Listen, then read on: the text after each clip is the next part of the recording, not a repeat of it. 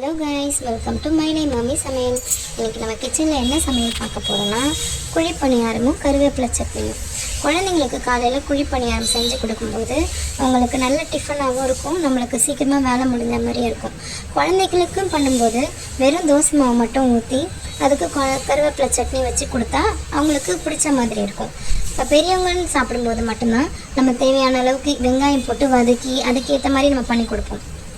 இப்போ காலையில் குழந்தைங்களுக்கு ஈஸியாக பிரேக்ஃபாஸ்ட் முடியணும்னு நினச்சிங்கன்னா குழிப்பணியாரம் அதில் தேவையான ஏதாவது ஒரு டிஷ் பண்ணி கொடுத்திங்கன்னா உங்களுக்கு கொஞ்சம் யூஸ்ஃபுல்லாக இருக்கும்.